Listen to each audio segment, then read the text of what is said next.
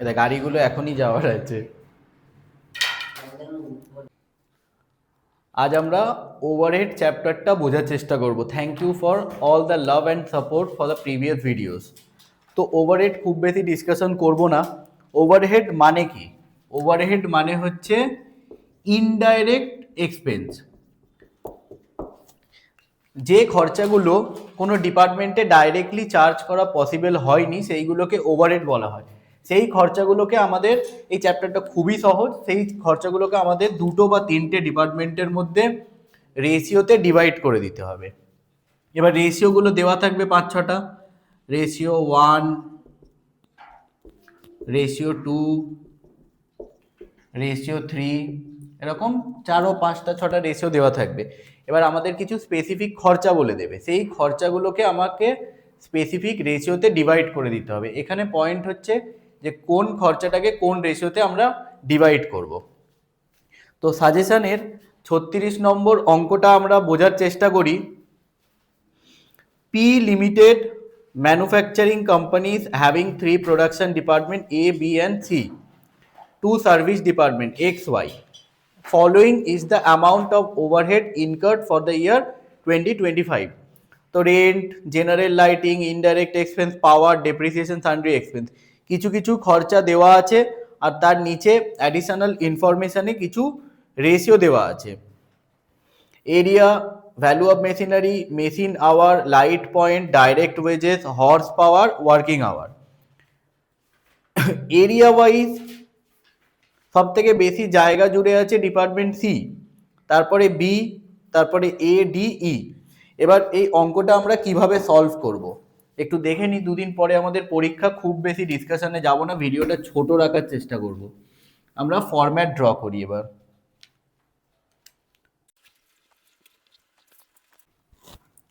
প্রথমে কি লিখব? পার্টিকুলার, হেডিং দিয়ে নেব ওভারহেড ডিস্ট্রিবিউশন, যে ওভারহেডকে কিভাবে আমরা প্রত্যেকটা ডিপার্টমেন্টের মধ্যে ডিস্ট্রিবিউট করে দিচ্ছি। তারপরে এখানে লিখব বেসিস, মানে কোন ভিত্তিতে আমি খরচাগুলোকে বিভিন্ন ডিপার্টমেন্টের মধ্যে ভাগ করে দিচ্ছি।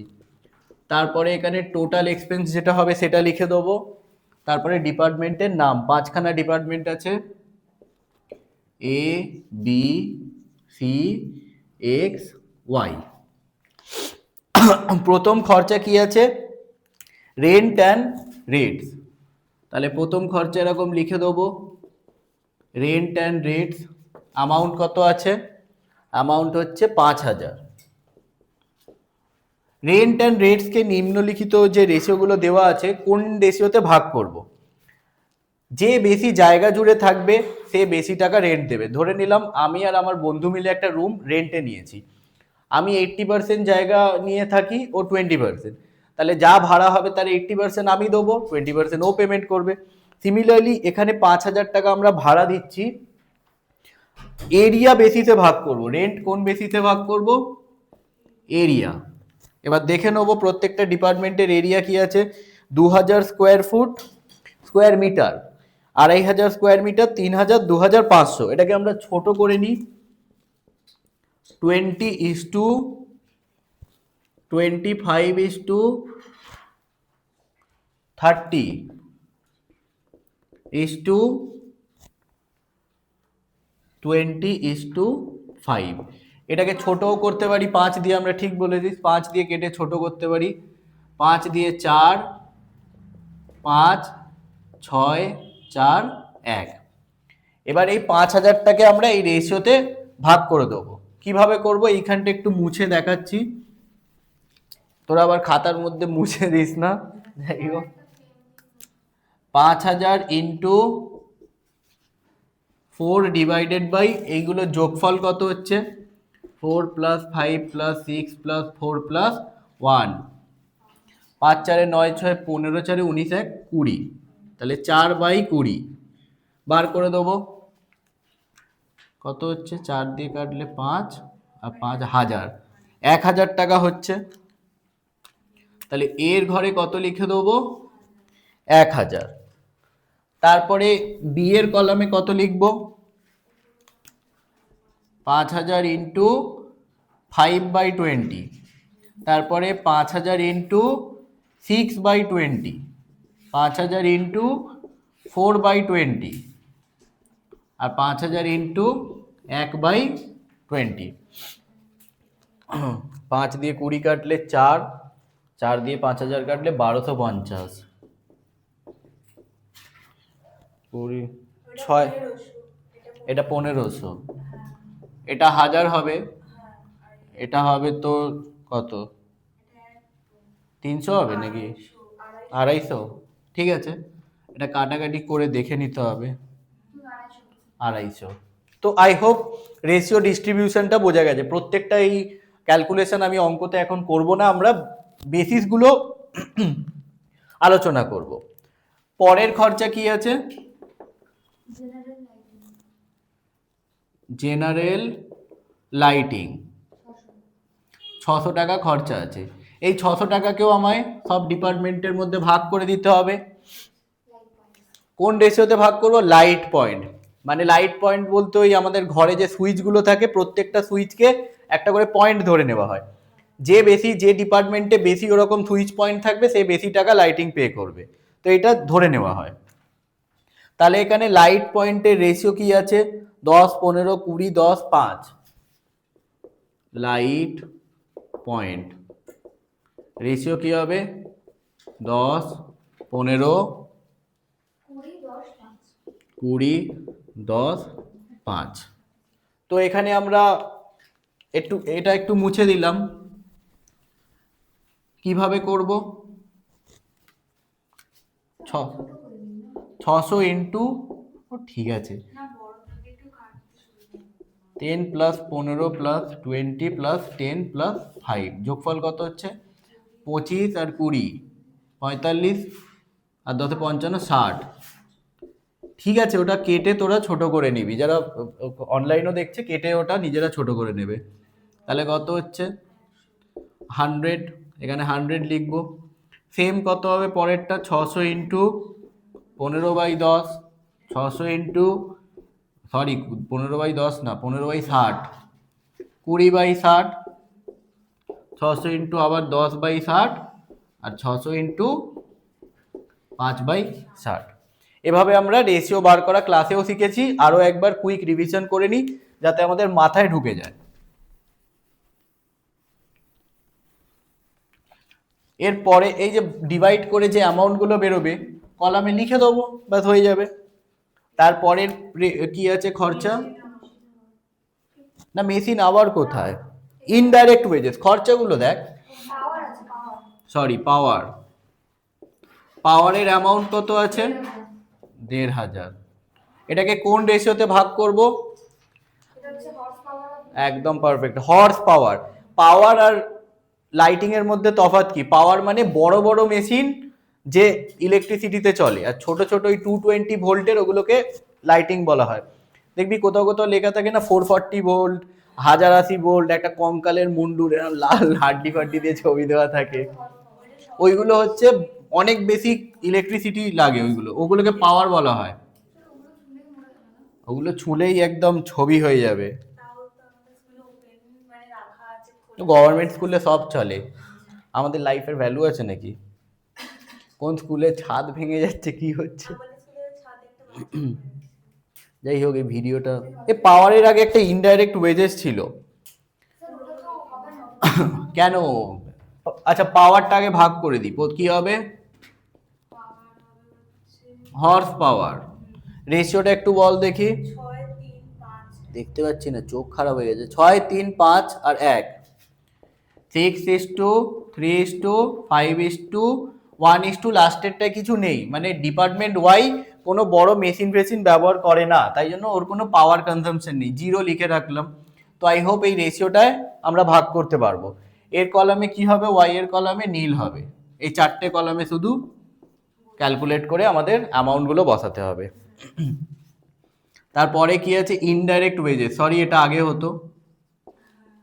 ইনডাইরেক্ট ওয়েজেস কত আছে? 1500। এটা কোন রেশিওতে ডিভাইড করব? Direct wages. রেশিও বল কি আছে? 3 2 3, সরি 30, আমি দেখে নিচ্ছি, 30 20 30 15 5। হ্যাঁ ঠিকই আছে, 3 নিলে ওটাকে 0.5 লিখতে হতো, তো এটাকেও আমরা ডিভাইড করে লিখে দেবো। তারপরে কি আছে? পাওয়ার হয়ে গেল ডেপ্রিসিয়েশন। ইয়েস, যে ডিপার্টমেন্টে বেশি মেশিন থাকবে সেই ডিপার্টমেন্টে বেশি ডেপ্রিসিয়েশন হবে, যেখানে কম মেশিন থাকবে সেখানে কম ডেপ্রিসিয়েশন হবে, সিম্পল ব্যাপার। তাহলে কি হবে? ভ্যালু অফ মেশিনারি, মেশিনের ভ্যালু কত কত আছে? 60,000 80,000 1,00,000 5,000 5,000, মানে 60:60 না 60 80 100, সরি 60 80 100 5 and 5। তো এটাও নিজে নিজে তোরা ভাগ করবি। অ্যামাউন্ট কত আছে ডেপ্রিসিয়েশন? 10,000টাকে আমরা রেশিওতে ভাগ করে দেবো। 60 আর 80 140, 240 আর 10 250, মানে 10,000 ইন্টু 60/240 250, 10,000 ইন্টু 80/250, 10,000 ইন্টু 100/250, 10,000 ইন্টু 5/250, ঠিক এইভাবে ভাগ করে দেবো। আর লাস্ট খরচা কি আছে আমাদের পরীক্ষাতে? এই রকমই অঙ্ক দেবে ওভারহেডের, পুরো সেম টু সেম, কোনো এদিক ওদিকের অঙ্ক দেবে না। জাস্ট খরচাগুলো ধরবো, বেসিস খুঁজবো একটা ভালো দেখে, রেশিও বার করবো, ভাগ করে দেবো, মানে যেটা সুইটেবল মনে হবে। লাস্টে কি আছে? সানড্রি এক্সপেন্স। সানড্রি এক্সপেন্স মানে বিবিধ খরচা, কত টাকা আছে? 10,000। সানড্রি এক্সপেন্সকেও আমরা ডাইরেক্ট ওয়েজেস রেশিওতে ভাগ করে দেবো। কত আছে? 30 20 30 15 5, তো রেশিওতে আমরা ডিভাইড করে দেবো। অ্যান্ড ওভারহেড করার সময় দু রকমের ডিপার্টমেন্ট হয়, একটা প্রোডাকশন ডিপার্টমেন্ট, একটা সার্ভিস ডিপার্টমেন্ট। যদিও কিছু অঙ্কে না বলা থাকে, আর অঙ্কে যদি কোনো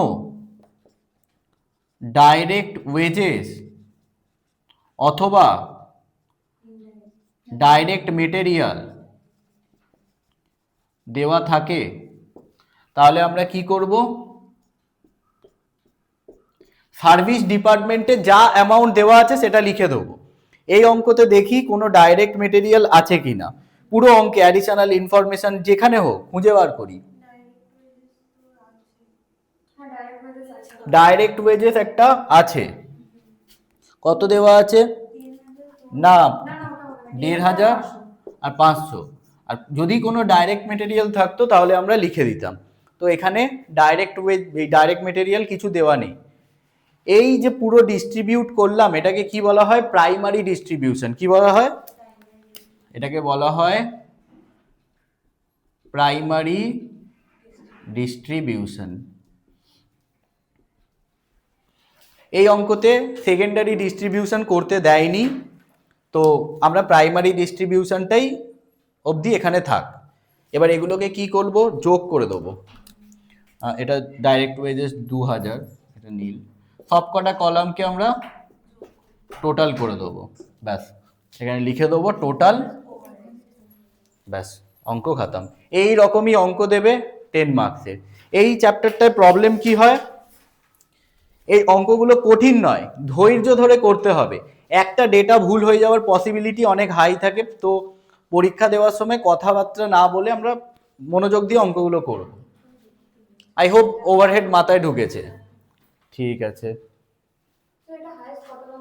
10, ছোট দিলে 8 দেবে।